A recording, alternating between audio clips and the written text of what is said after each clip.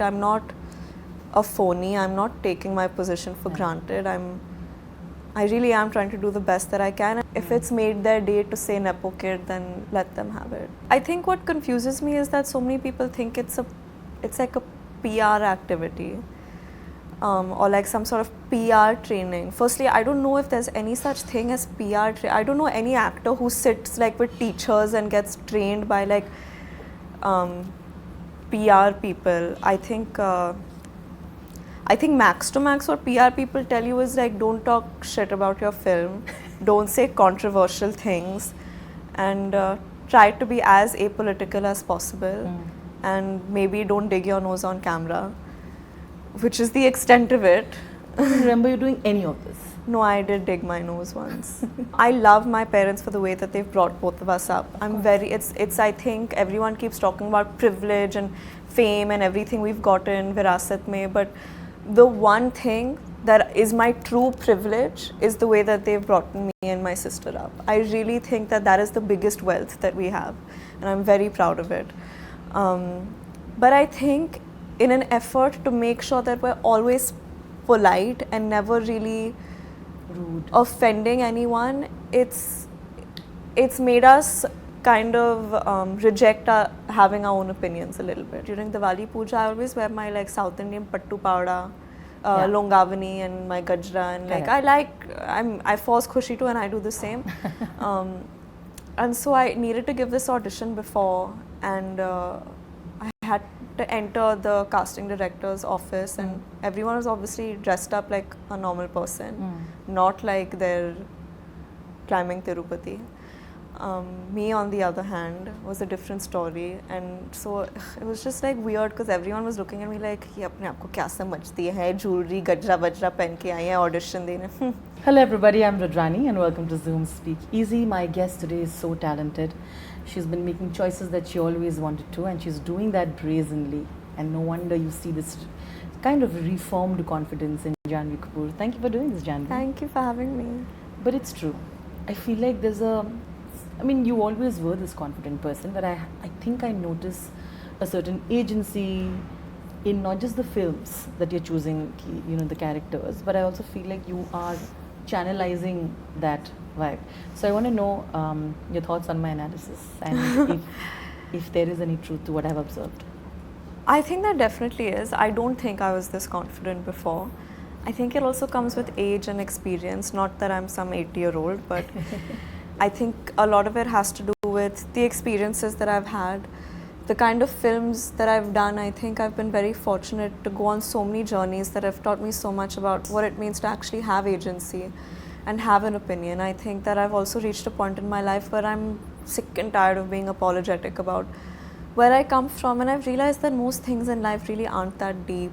I'm getting to do the work that I love doing, and you can't win them all at one go, but I'm doing it for the people that do appreciate it, and I've begun to recognize that there are at least some of them, and I really do love my work, and I'm proud of the stories that I'm telling, and it's okay to recognize that.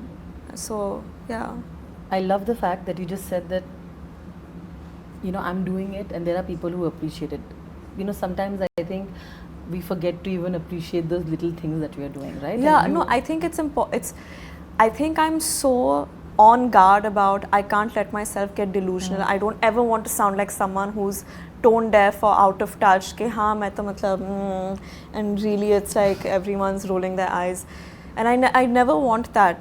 And I think that in my effort to be aware of that, I'm always like selling myself short and putting myself down. Ke no, I'm not getting it right. I haven't done well. I haven't, like nothing. But it's also nice to sometimes see the other side of it. Just allow yourself that, because there is some truth to it. I'm not a phony. I'm not taking my position for granted. I really am trying to do the best that I can, and I do recognize that there is a certain amount of value in the skill set that I bring when I'm on a film set. It's okay to, it's okay to know that maybe some people don't see it now, maybe they never will, but there are people that do, which is why I'm, I guess, being able to do what I love to do. No, absolutely. And this shift in your confidence is also a shift that a lot of people are actually noticing. You will see a lot of comments that, you know, I'm sure that for your own mental health, I'm sure you're not sitting out there reading everything. Yeah. Understandable, but I feel like we will see the perception kind of changes to know, you know, she can be taken seriously, going beyond the family that you belong to. A lot of the interviews that you see, some of them are of course surprised that, oh, you know, she's so like well, you know, she's knowledge and, you know, she's well spoken and stuff like that. I mean, I have known you for a while to know that you've always been this person. It's not a sudden change. For people who don't know you, they've been observing that you make an effort to talk about things that you have knowledge about. I guess so. I think what confuses me is that so many people think it's like a PR activity, or like some sort of PR training. Firstly, I don't know if there's any such thing as PR training. I don't know any actor who sits like with teachers and gets trained by like PR people. I think max to max what PR people tell you is like, don't talk shit about your film, don't say controversial things, and try to be as apolitical as possible, and maybe don't dig your nose on camera, which is the extent of it. I don't remember you doing any of this. No, I did dig my nose once. It's okay. It's fine. I got a lot of shit for it from my team, yes. So that's about it. But no, I think it's wonderful. Interesting you pointed that, you know, you have seen yourself kind of, you know, now you're in rooms, you're more confident and you are not afraid to say your opinion. Pretty much I think this is something that I have observed in your character, right? In Ulajh, you see she's this woman in this man's world and she's trying to navigate everything. But you see that she's really fighting back in the trailer from whatever, that's all that I have been privy to. But maybe you can tell me a little bit more on that. It's very interesting. I'm sure you relate to that fact in her. Yeah, I mean, I think definitely not. My life it doesn't have the kind of stakes that Suhana's life has. I don't think any of the decisions that I make are paramount to national security. Hers are. Of course. But yeah, I guess a woman in a man's world, I don't think it's just something that I relate to. I think that a lot of women relate to it, not just working women. I think that we've always been made to feel aware of, you know, the male ego, and for some reason women have been given the responsibility to make men feel like men sometimes, and sometimes we just get confused by what that means and misconstrue it to be making us seem lesser than we are, to make the other person seem more powerful or more in command. And I know that I used to do that a lot, professionally, personally, but I just don't have time for it. I don't have the patience for it anymore. Now it's like, this is my point. I will say it as plainly as I mean it. And if you agree, then great. If you don't and it pisses you off that I have an opinion, then like, deal with it. No, then like, it's fine. You do you, I'll do me. No, but does this also help? Because, you know, I have a sister and I feel like we're always discussing the world around us. So now that when you see it this way, like, I like the way that you said that, you know, today I don't care, I say what I have to.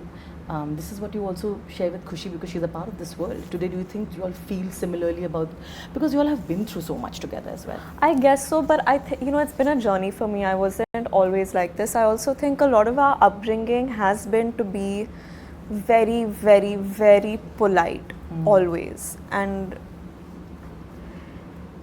I think, you know, I love my parents for the way that they've brought both of us up. It's I think everyone keeps talking about privilege and fame and everything we've gotten, virasat mein, but the one thing that is my true privilege is the way that they've brought me and my sister up. I really think that that is the biggest wealth that we have, and I'm very proud of it.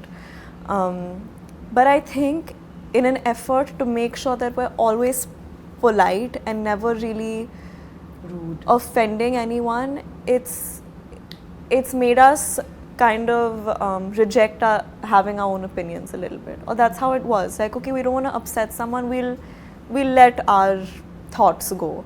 And that's, I think, one thing I would do differently with maybe my kids. If I ever have a girl specifically, I'd let her get pissed off. I'd let her have a voice. I'd let her scream and shout if she wanted to. You know, I don't want to suppress that. it's so at all. important. Yeah. It's so important. The formative years, it really, really impacts you, right? Like you, Yeah. I feel like you are so much more confident then, Yeah, I think so. and less judgments also, na? Yeah, I think that the only judgment that really matters is, is yourself, because I read a quote that Reese Witherspoon recently, she said something like, the minute you realize that what other people think of you is really none of your business and really doesn't make any difference to your life, you will be completely free. And I feel, I don't think I'm 100% there yet, but it's very liberating. The minute I hear someone who's misunderstood something that I've wanted to say, maybe in an interview or maybe like some statement or like maybe what I'm trying to do with my work, and I've realized that they've really just gotten it wrong or they've gotten me wrong, and then I tell myself it's none of my business. If it's made their day to say Nepo kid, then let them have it. It's fine. It's okay. But while you say that, I feel like it was so wonderful to kind of see you let your hair down and dance and wear those gorgeous dresses. According to me, Where did I do for this? the Ambani wedding. Oh. Can we please talk about I thought you were talking about the song of my movie. that also, but because I know make sure you're there and all of that. And Yeah. I loved the fashion game on that you let's put it that way out there, and every look, right? But also it was wonderful to see you kind of let your hair down and do what you wanted to, because I don't think actors get that opportunity. You're always being filmed, right? But there I felt like I could see you all just like, I'm not shooting, I'll just have fun with my But friends. I was shooting in the day Oh, and you going were? there at night. And You were doing both? I was doing Okay, hats both. off. No, but that is, my safe space in a lot of ways, because I find a lot of solitude and comfort in my group of friends. And I think what I love about, you're saying you're letting your hair down, this and that. I think the anticipation or the assumption is that it's a bunch of us actors. Like, it's not that at all. I think that everyone who was there has deep respect and affection towards the family. And what I can say for myself is that I think everyone felt so comfortable and felt like they could let their hair down is because of the love and affection, they give, and the love that you felt in the room when you saw both of them get married. And and I think as a friend group, all of us are each other's safe space. So for me, it wasn't like it's always been like that for me around them, around my entire group. But it was wonderful. So yeah. We're talking about fashion game, and we are mentioning the Ambani wedding. I must say, the choreographer Sanjay Shetty was telling me how you'll always remain his favorite because of the way you pick up steps. Now this I was as well. Why? I don't know. No, you mentioned the song, and I thought I should tell you this because he was like, she's an absolute darling, and among the young couples out there, you could see like that she's killing it. And also with the ease, and I know that you all didn't practice, so I didn't practice at all.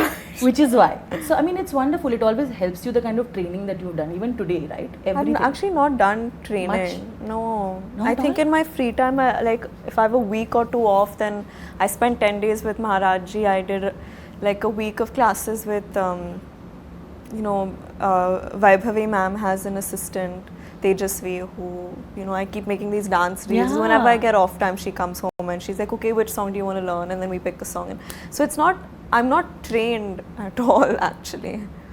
Okay, that makes it even more incredible. But no, I think it always helps though, right? That I think a medium to let go is dance, right? Like when you're feeling something, doesn't dance help you that way, therapeutic in that way? I love dancing. I glow when I'm dancing. That is true. We have proof. But the song here is also interesting. But I think the significance of Ulajh in your life is going to be massive, right, Janhvi? I hope so. In a good way. No, absolutely, in all ways. Because of course it's an author-backed role. We can see that in the trailer. But I also feel like for you, you are literally leading it from the front, right? And making sure that you do everything possible for the film. I feel like it also comes from a place of responsibility that you feel. It's very different from the other films that you've done, right? It is. Like I said, I think I've been the most involved in this film. So whatever praise or brickbats it's gonna get, like typically as an actor you feel like मैंने तो मेरा काम कर लिया, shoot पे आ गए, promotion कर लिया, अभी जो होता है मेरे अच्छे reviews आ गए, मेरा हो गया. Because I mean technically a female actress more often than not, when there's a male Yeah. in the film, the burden of the opening number is not Yeah. yours as much as it's the other actors, as fortunate or unfortunate that is. But यहाँ मैं किसी के साथ बांट भी नहीं सकती हूँ वो इल्ज़ाम या वो तारीफ़. मैं तारीफ़ तो 100% बांट सकती हूँ. But I think also as a result of it, of me being so invested and involved, I feel like a responsibility and a pressure a lot more, because I know that a lot of the decisions I've coaxed and pressured and nudged them into doing, and I just hope it pans out so that, yeah, no one's like, oh, we listened to her and she f***ed it up.